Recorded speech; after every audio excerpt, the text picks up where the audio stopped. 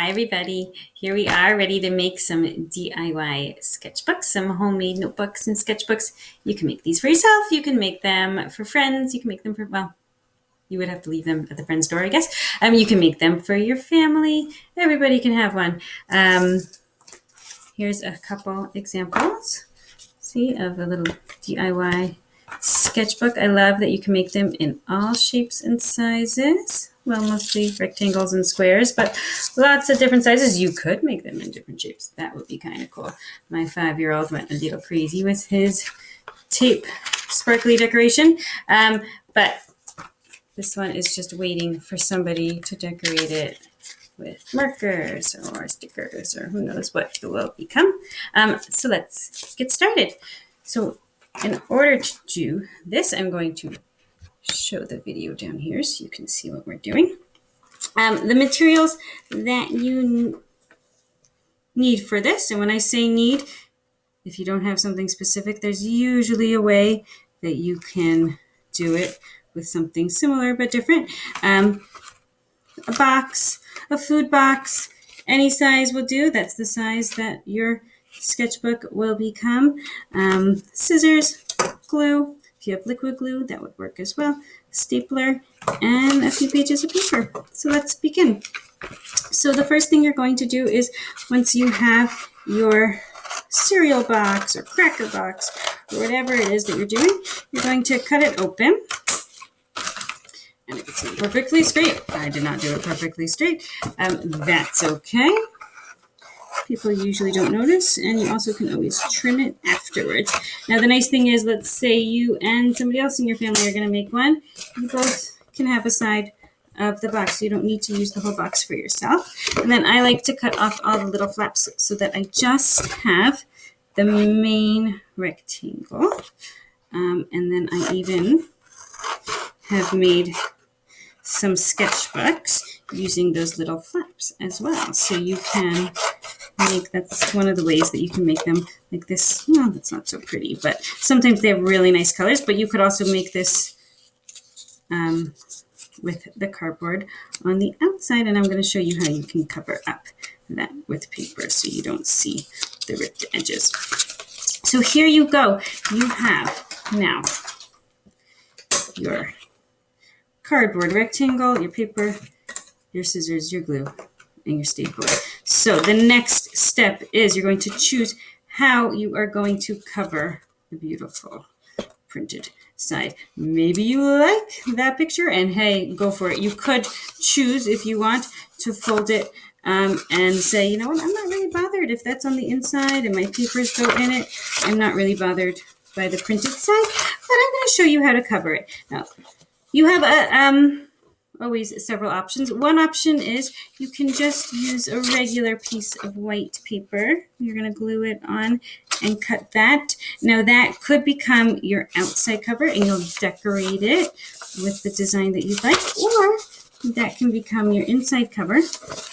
And then you have a nice blank cardboard side to decorate as you wish.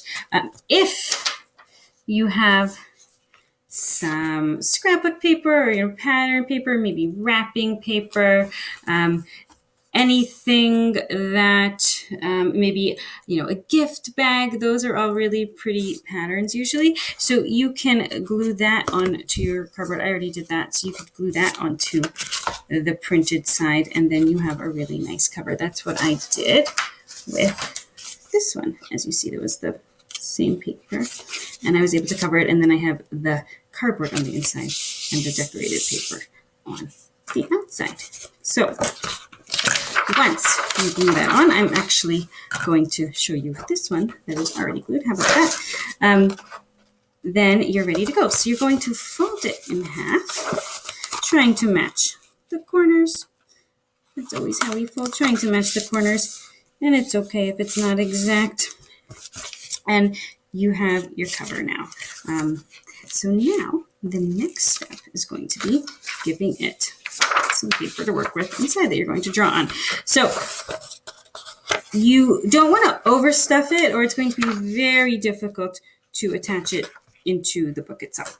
I'd say 6 pages. If you're going to fold them, 6 pages is probably good. That gives you 12 pages in your sketchbook. And the stapler should be able to handle that. That would probably be about.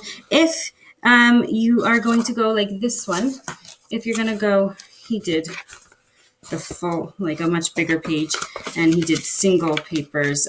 So, again, if 10 to 12 pages are a good choice. So what I'm doing here is I'm folding the pages corner to corner. I'm doing a hamburger fold. So that's the wide way instead of a hot dog fold. I'm not doing a hot dog fold. I am doing a hamburger fold. And what I like to do is I like to actually fold them and lay them on top of each other. But you could also put them inside. I just find that they then end up getting further and further out when I put them inside. So I like to lay them on top. And I'm going to just do a couple more here. I'm actually going to fold these two at the same time and pull one out from the other. And we're just going to do that many. I have 4 pages stacked on top of each other. I'm going to put them into my sketchbook. And now you see the paper is bigger than the cardboard, and that's okay. We're going to get to that later. Right now, all we're going to do is going to take our stapler. And I know many of you guys love to staple, whether you have permission to use the teacher's stapler or not. But at home, you probably have permission. Just give it a nice hard push. You could do them close together, or you could do them spread apart. I am trying, though, to keep them close to the fold as possible. So that way I can open it up as wide as I can. I'm trying to keep them mostly in line with each other, but I didn't use a ruler, I didn't measure, and that's okay. So now it's connected and we're almost done. So what I'm going to do now is I'm going to trim the edges to make them fit inside their cover. Now, if you have sharp scissors and a strong hand, you might be able to cut them all. I started cutting my back covers, so you do want to be careful of that. You might be able to cut them all together, like I just did. But perhaps your scissors aren't strong enough. You're feeling a little weak in the hand today. Who knows? So look, I just took a few pages. I'm going to do some. Okay. And then I'm going to do a few more.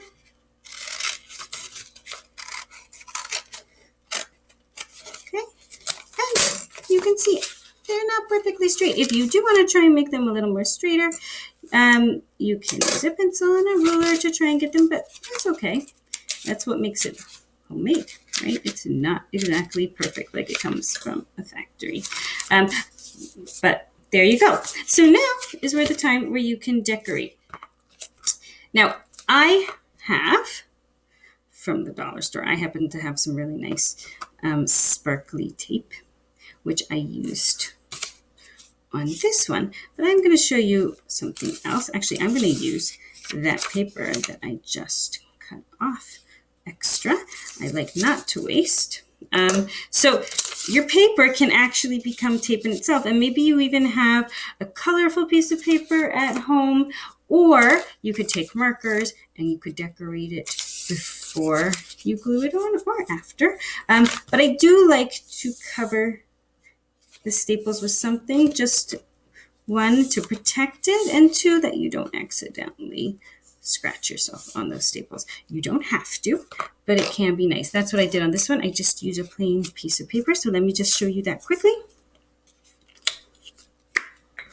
So you're going to, this one isn't really so straightly cut, so I'm going to make sure my straight side is on the front cover at least. But I probably, if I weren't feeling a little rushed right now, I would probably try and get that a little straighter. And I'm just going to glue it one side to the front and turn it over and glue the other side to the back. And so now I actually have, and I can trim off that end. I could cut it before I glue it on. I probably would prefer to do that, to cut it and fold it before so that I have it nice and straight. But see, again, it's okay. So now I have tape covering the staples. And really, you can decorate it however you wish. I want to show you one other thing. I took one of those little scraps and I made a little one just with a ribbon and a hole puncher is another way that you could connect it. You could do that with two holes and do it together. You could, if you were doing a large one, you could use the 3-hole punch and go.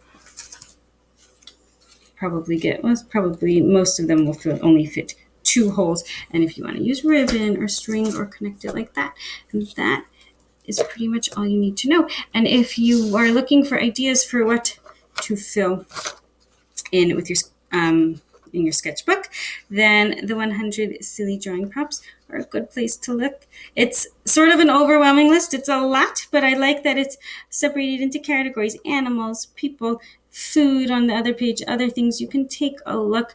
Don't, maybe you even want to fold it into your sketchbook, and then you'll have it there for when you want to go for your next idea. You could even cut off parts of it, glue it in.